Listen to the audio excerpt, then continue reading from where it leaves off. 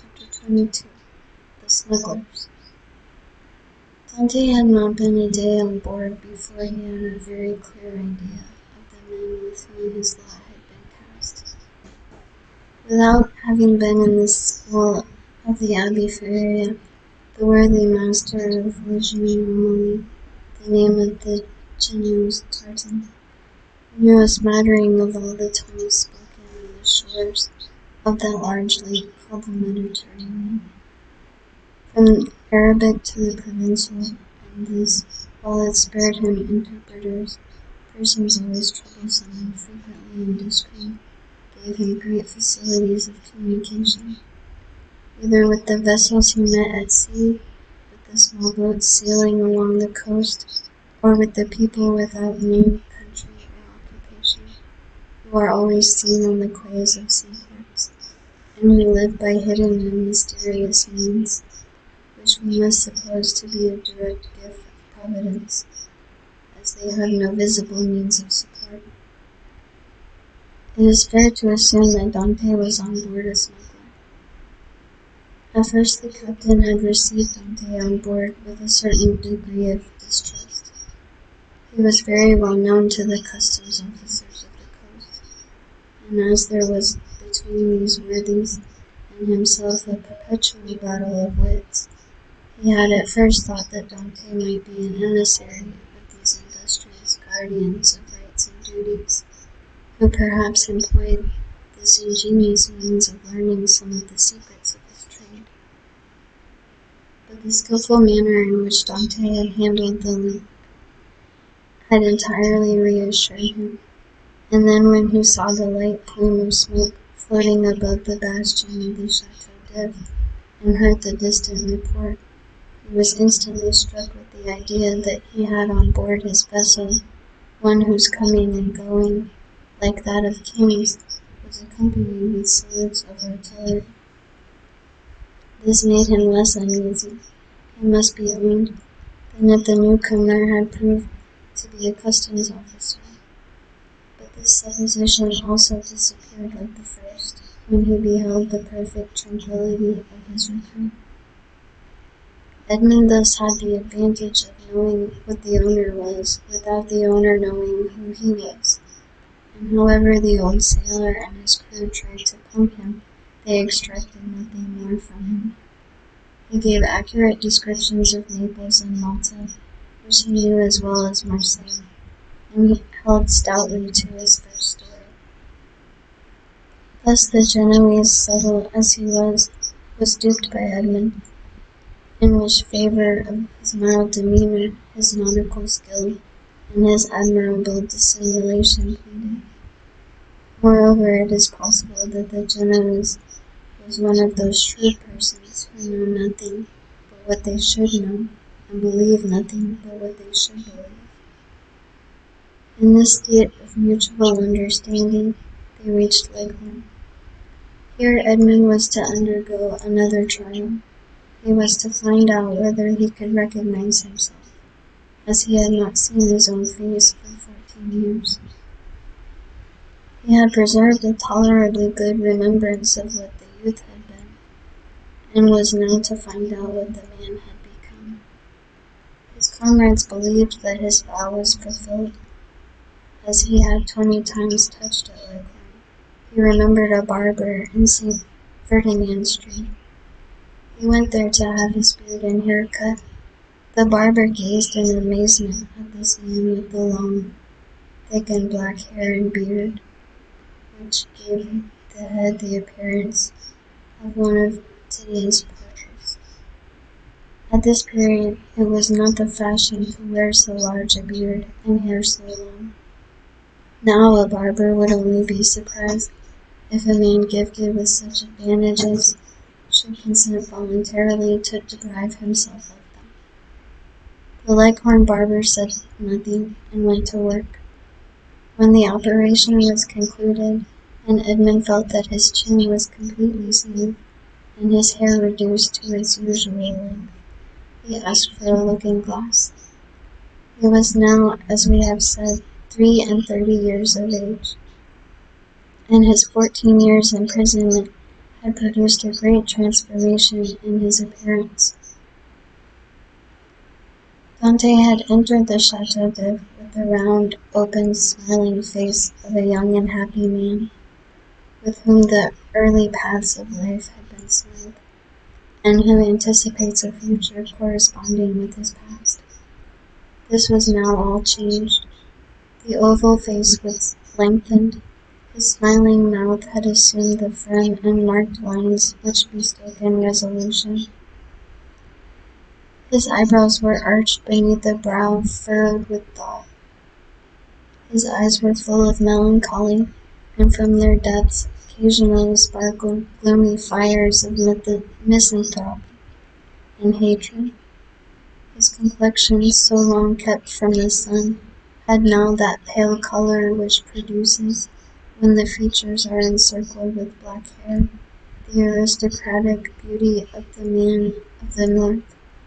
The profound learning he had acquired had besides diffused over his features a refined intellectual expression, and he had also acquired, being naturally of goodly stature, that vigor which a frame possesses, which has so long concentrated all its force within itself.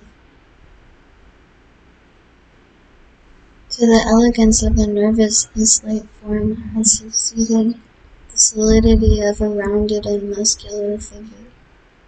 As to his voice, prayers, sobs, and imprecations had changed it so that at times it was of a singularly penetrating sweetness, and at others rough and almost hoarse.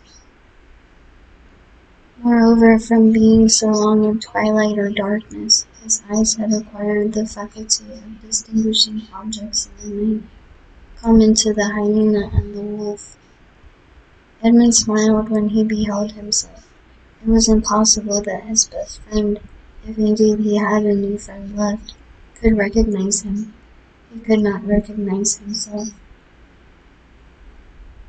The master of Lejeune Amelie was very desirous of retaining amongst his crew a man of Edmund's value, had offered to advance him funds out of his future profits, which Edmund had accepted. His next care on leaving the barbers who had achieved his first metamorphosis was to enter a shop and buy a complete sailor's suit, a garb, as we all know, very simple, and consisting of white trousers, a striped shirt, and a cap. It was in this costume, and bringing back to Jacopo the shirt and trousers he had lent him, that Edmund reappeared before the captain of the Libra, who had made him tell his story over and over again before he could believe him, or recognize in the neat and trim sailor the man with the thick matted beard, hair tangled with seaweed, and body soaking in sea brine, whom he had picked up naked and nearly drowned. Attracted by his prepossessing appearance, he renewed his offers of an engagement to Dante. But Dante, who had his own projects, would not agree for a longer time than 3 months. Lejeune Amelie had a very active crew, very obedient to their captain, who lost as little time as possible.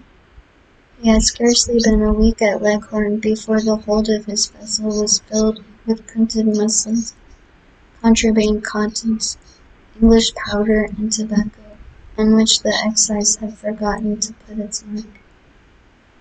The master was to get all this out of Leghorn free of duties, and landed on the shores of Corsica, where certain speculators undertook to forward the cargo to France. They sailed. Edmund was again cleaving the azure sea, which had been the first horizon of his youth, and which he had so often dreamed of in prison. He left Gorgone on his right and La Pianosa on his left, and went towards the country of Paoli and Napoleon. The next morning, going on deck, as he always did at an early hour, the patron found Dante leaning against the bulwarks, gazing with intense earnestness at a pile of granite rocks, which the rising sun tinged with rosy light. It was the island of Monte Cristo. La June normally left it 3/4 of a league to the larboard and kept on for Corsica. Dante thought, as they passed so closely to the island whose name was so interesting to him, that he had only to leap into the sea and in half an hour be at the promised land. But then what could he do without instruments to discover his treasure, without arms to defend himself? Besides, what would the sailors say?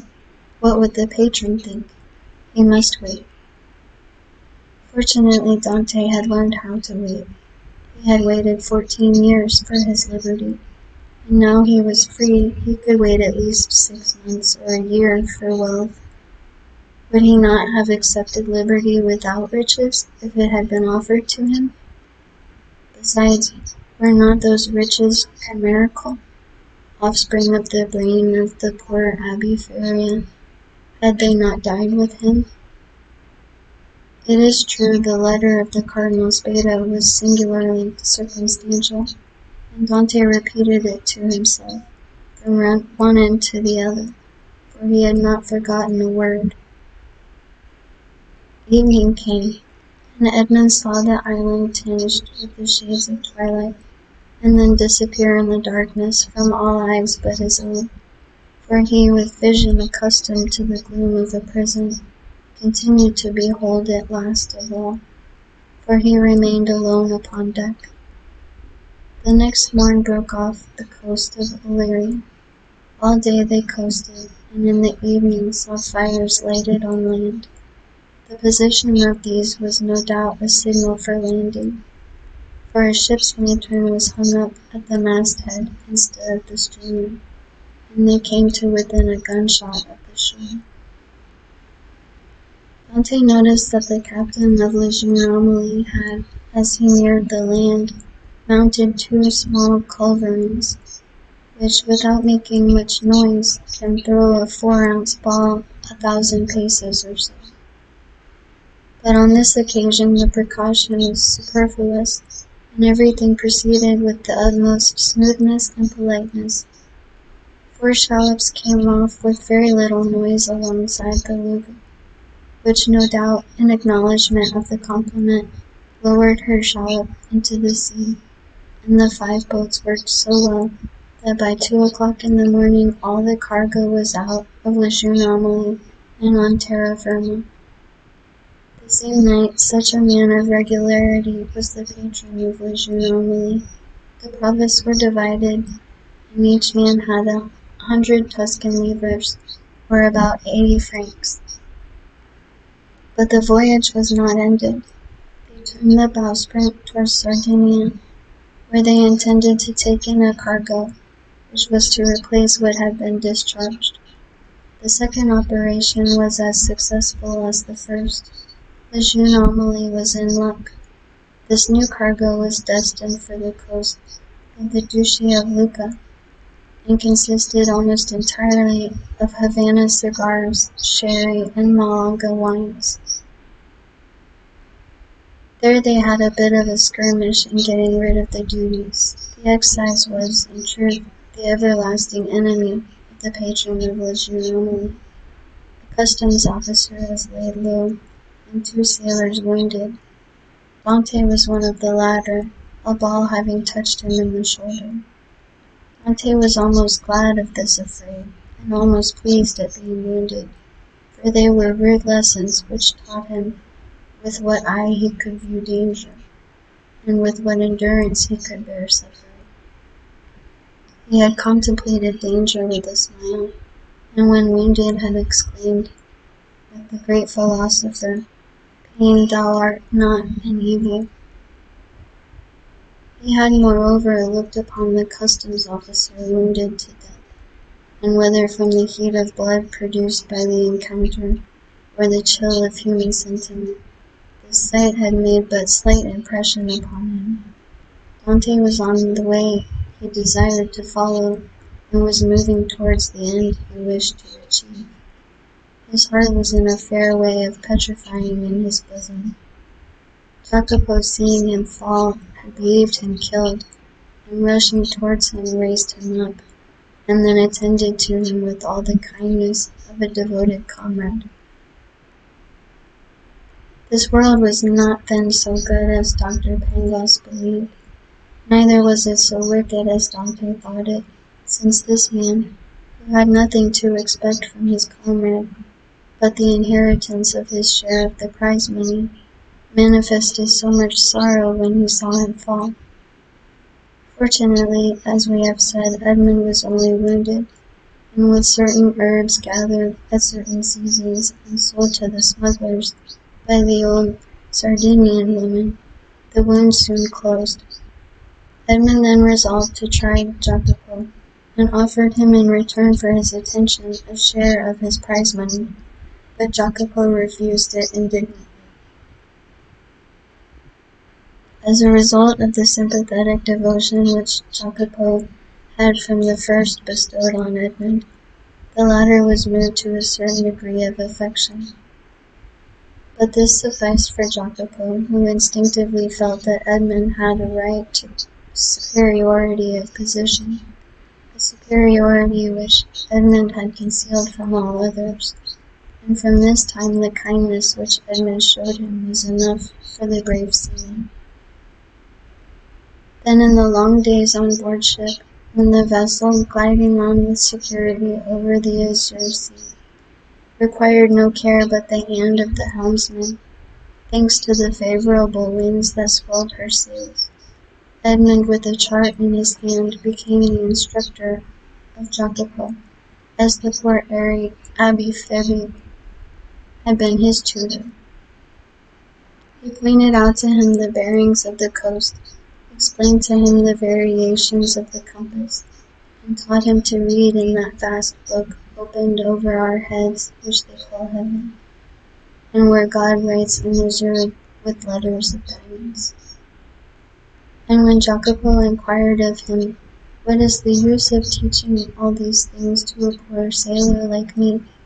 Edmund replied, "Who knows, you may one day be the captain of a vessel. Your fellow countryman Bonaparte became emperor." We had forgotten to say that Jacopo was a Corsican. 2 months and a half elapsed in these trips, and Edmund had become as skilful a coaster as he had been a hardy seaman. He had formed an acquaintance with all the smugglers on the coast, and learned all the Masonic signs by which these half-pirates recognized each other. He had passed and repassed his island of Monte Cristo 20 times, but not once had he found an opportunity of landing there. He then formed a resolution. As soon as his engagement with the patron of the Legion nominally ended, he would hire a small vessel on his own account, for in his several voyages he had amassed 100 piastres, and under some pretext land at the island of Monte Cristo. Then he would be free to make his researches, not perhaps entirely at liberty, for he would doubtless be watched by those who accompanied him. But in this world we must risk something. Prison had made Edmund prudent, and he was desirous of running no risk whatever. But in vain did he rack his imagination. Fertile as it was, he could not devise any plan for reaching the island without companionship. Dante was tossed about on these doubts and wishes when the patron, who had great confidence in him, and was very desirous of retaining him in his service, took him by the arm one evening and led him to a tavern on the Via dell'Aglio, where the leading smugglers of Leghorn used to congregate and discuss affairs connected with their trade. Already Dante had visited this maritime bourse 2 or 3 times, and seeing all these hardy free traders, who supplied the whole coast for nearly 200 leagues in extent, he had asked himself what power might not that man attain, who should give the impulse of his will to all these contrary and diverging minds. This time it was a great matter that was under discussion, connected with a vessel laden with Turkey carpets. stuffs to the Levant, and cashmeres. It was necessary to find some neutral ground on which an exchange could be made, and then to try and land these goods on the coast of France. If the venture was successful, the profit would be enormous. There would be a gain of 50 or 60 piastres for each for the crew. The patron of La Jeune Amélie proposed as a place of landing the island of Monte Cristo, which being completely deserted and having neither soldiers nor revenue officers, seemed to have been placed in the midst of the ocean since the time of the heathen Olympus by Mercury. The gods of merchants and robbers, classes of mankind which we in modern times have separated, if not made distinct, but which antiquity appears to have included in the same category. At the mention of Monte Cristo, Dante started with joy. He rose to conceal his emotion and took a turn around the smoky tavern, where all the languages of the known world were jumbled in a lingua franca. When he again joined the two persons who had been discussing the matter, it had been decided that they should touch at Monte Cristo and set out on the following night. Edmund, being consulted, was of opinion that the island afforded every possible security, and that great enterprises to be well done should be done quickly. Nothing then was altered in the plan, and orders were given to get under way next night, and wind and weather permitting, to make the neutral island the following day.